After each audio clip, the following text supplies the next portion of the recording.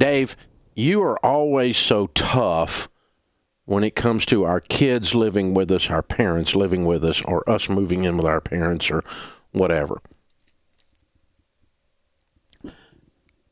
You believe in tough love. No, I just believe in love. And love says, I have to tell you what is best for you and what is best for them. Love, real love, does not go along with crazy. Real love does not endorse it because I don't have the strength to stand up and say, no, I don't think this is a good idea for you. So here, let's just have a little bit of help here. I have no trouble with helping your parents and letting them move in. I have no trouble with your grown kid coming back home and living with you for a period of time. We all should be a safety net for each other. What we don't want to be is a hammock. There's a difference in a safety net and a hammock. A safety net is uncomfortable. A hammock is you live in your mother's basement till you're 38 and you don't have a life. A hammock is your mother is still grieving over something and she spins like she's in Congress and no one can tell her anything, and so you're going to have her move in with you and she's going to continue her version of mental illness with her spending disorder because she won't deal with reality. That is not good for her. It is not good for your 38-year-old to live in your basement still. So, a couple rules, a couple things if you want to really help a family member, not just enable them, not just give a drunk a drink. If someone is going to move in with you, and you're doing that to help them, in quotes, do you see the air quotes? Help them, right? You want to help them, then let's really help them. What does real help look like?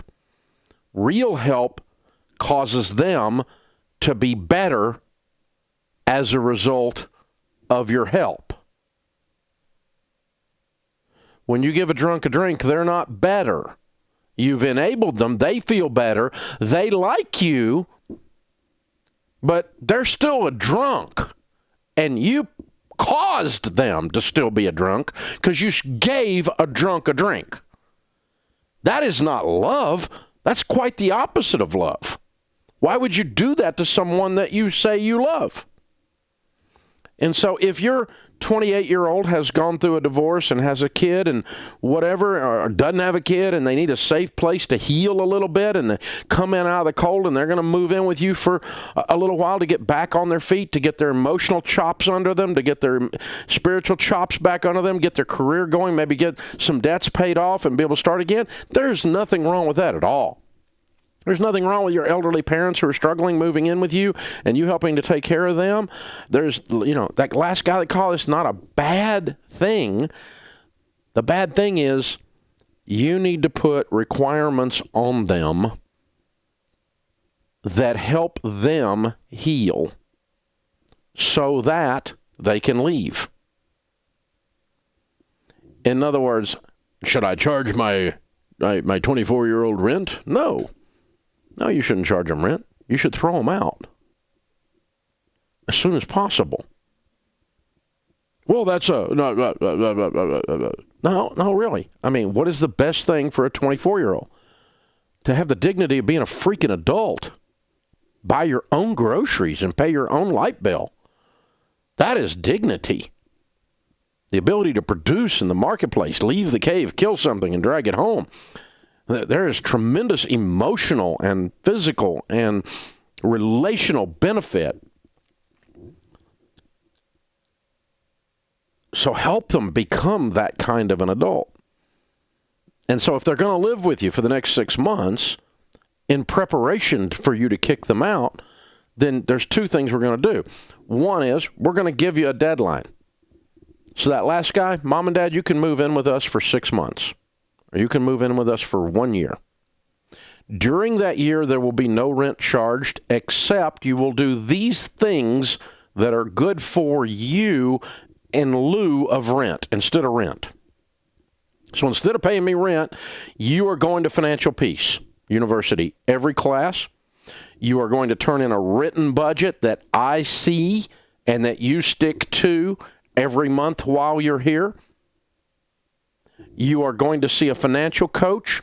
You're going to sell the car that you can't afford. And you are going to heal this thing that in 75 years inside of you has never been right, and it's time for it to be right. That is really loving them. But if you look at them and say, you can't afford this car, you need to sell it, and they go, oh, that's a non-negotiable. They don't need to move in with you because they're not willing to deal with their crap. The crap that's inside their mental health or lack thereof.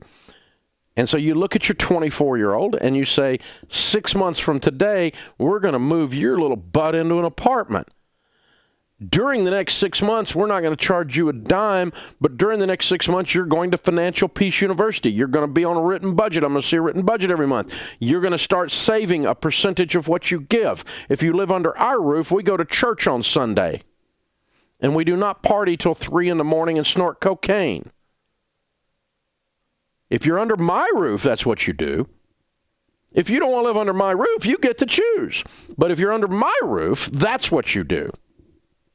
Because I own that freaking place. That's a controllable. Those 4 walls are mine. And people that are in those 4 walls are going to behave by my value system, or they don't get to be in those 4 walls. Why? You're a control freak. Dadgum right. Dadgum right, I'm a control freak. I control the controllables, the variables in my life that cause me to be successful, the variables in your life that cause you to be successful. And partying all night and snorting cocaine and coming in at 3 o'clock in the morning and not having a spiritual walk and not having a job and not saving money and not being generous are controllable variables that are going to cause you to win or not win. And I love you so much, I'm going to make you do what is good for you, or you got to be somewhere else, because I'm not going to participate in your crazy. That's the whole thing. That's the difference in enabling and loving someone well. Enablers are sweet people, but they're weak. They don't love well.